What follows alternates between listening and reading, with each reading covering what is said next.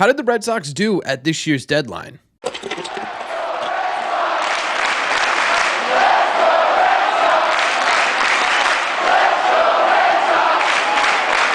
What is going on, everybody? Welcome back to Red Seat Radio. My name is Corbin, and it ended up being actually quite a bit of a busy deadline for the Boston Red Sox. They made a handful of moves here that maybe will be able to help this 2024 team get back to competitive baseball. The question is, how did the Red Sox do? Well, that is what we are going to look at in today's video. We're going to take a look at all the trades the Red Sox made and the trade deadline as a whole to determine what grade we should give the Boston Red Sox. Was it a successful deadline or an absolute failure? Thank you all very much for clicking on this one.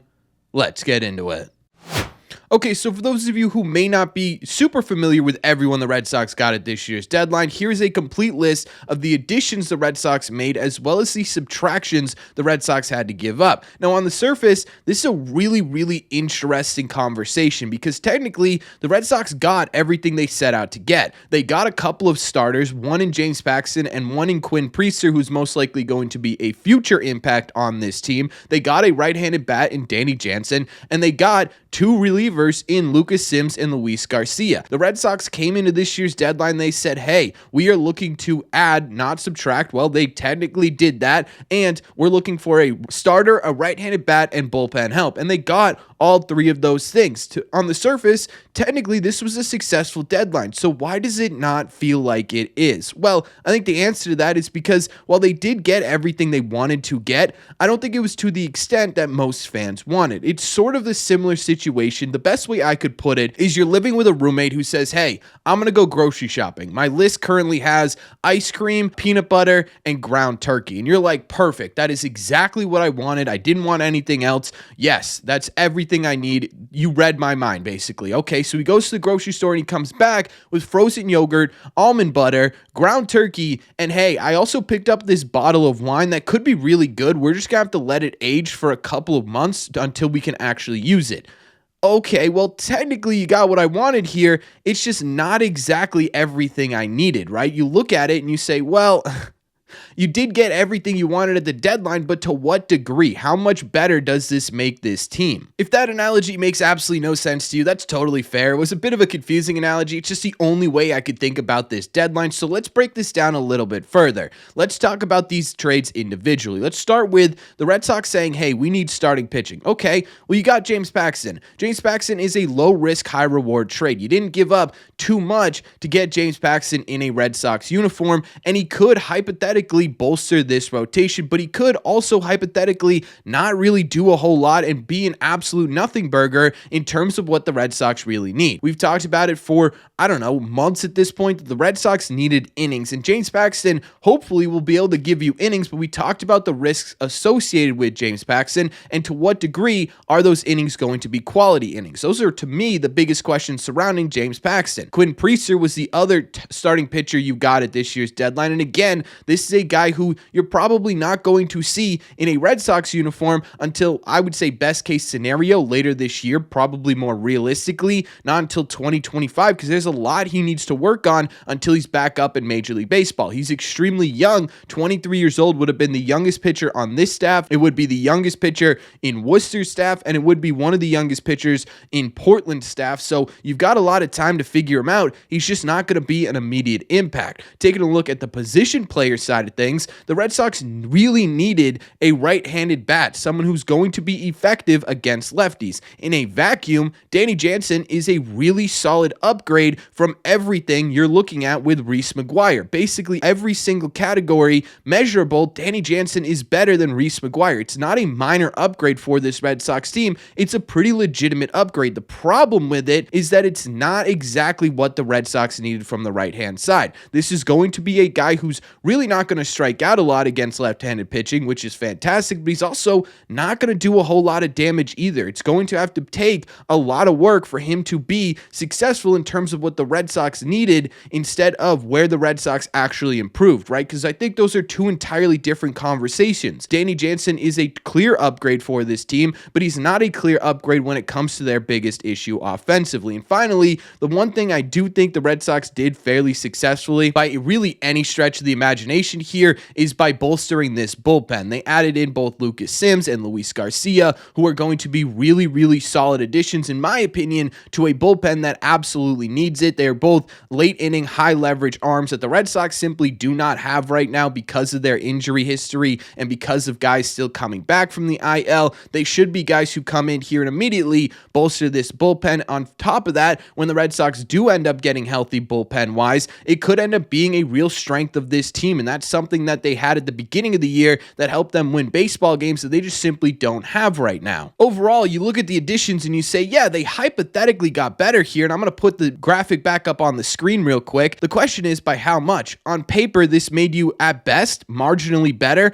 I think I was just hoping for more, and I think a lot of that had to do with the market itself. It always felt like the Sox weren't going to part with any of their top guys in the system, and I think the only way the Red Sox could have made a real difference here was to dip into those top prospects. Try and trade from your 4 through 10 prospects. Try and trade one of your big three to get something truly impactful. I think that was the only way the Red Sox were legitimately going to make a big splash at this year's deadline. So I'm not surprised the Red Sox did not do that. I was just hoping that maybe they would. I was hoping that maybe Craig Breslow would put, honestly, his nuts on the table and say, we are going to make a rash decision here to try and make this team competitive and really win something this season. It just flat out did not happen. So addition-wise, you look at everything and you say, okay, yeah, they technically did everything they wanted to do. It just wasn't to the degree that I think a lot of fans were hoping for. But obviously, there are two sides to every deal. So let's break down the people that they gave away as well. However, before we get into that, do me a favor. Make sure you guys have hit that subscribe button if you haven't already. If you're new here, we talk Red Sox content almost every single day.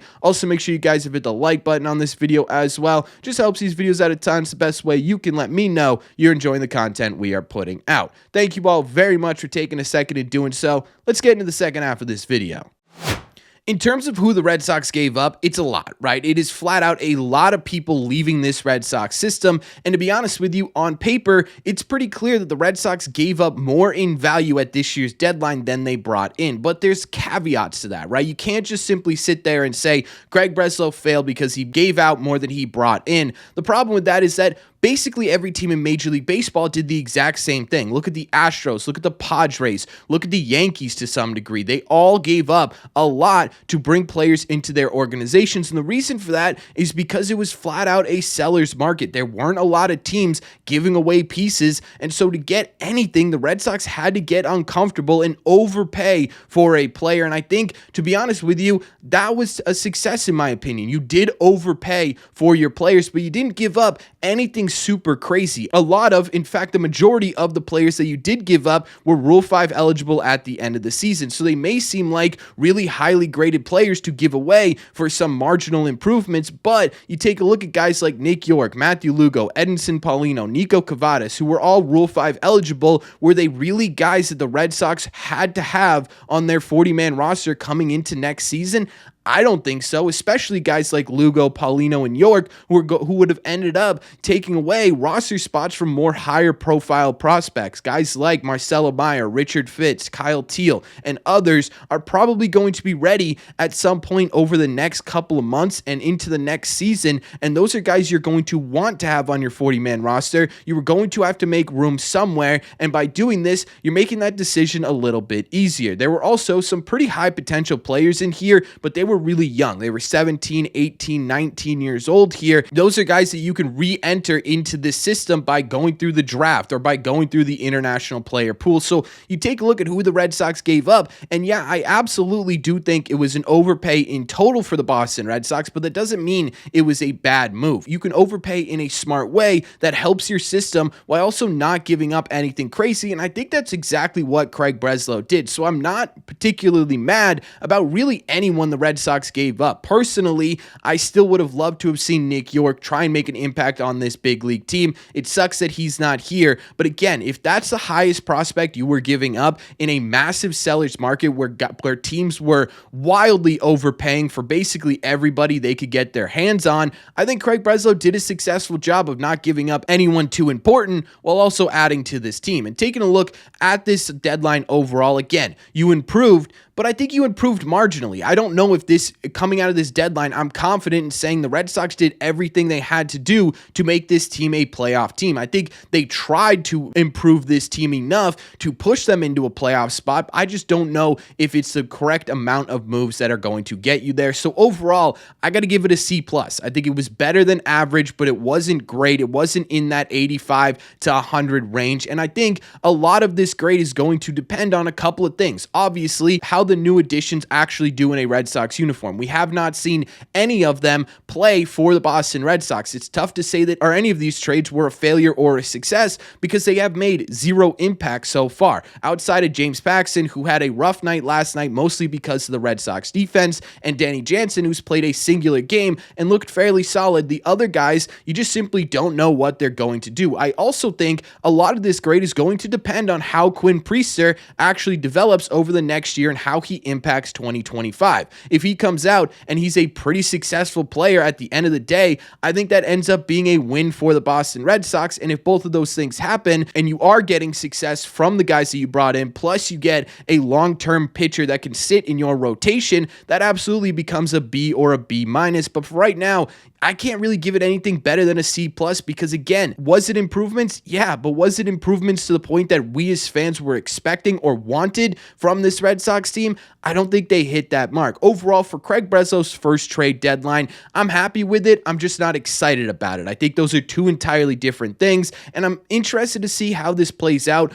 All I hope for is that the bullpen additions get here as soon as humanly possible because, man, this bullpen needs help, and it needs help bad. But until that happens and until we can get a more clear picture as to what this deadline ends up looking like, let me know in the comment section down below, what are your initial reactions? Are your initial reactions positive? Are they negative? Are they kind of indifferent? Where are you standing with how the Red Sox did at this year's deadline? Let me know all your thoughts on this topic in the comment section down below. As always, if you made it to the end of this video, do me a favor. Make sure you guys have hit that subscribe button if you haven't already. If you're new here, we talk Red Sox content basically every single day. Also, make sure you guys have hit the like button on this video as well. Helps these videos out a ton. Best way to let me know you're enjoying the content we are putting out. Don't forget, you can always get these episodes everywhere you listen to podcasts. All you got to do is head over to your favorite podcasting app and look up Red Seat Radio. Thank you all very much for clicking on this one, and I will see you all in the Red Seats.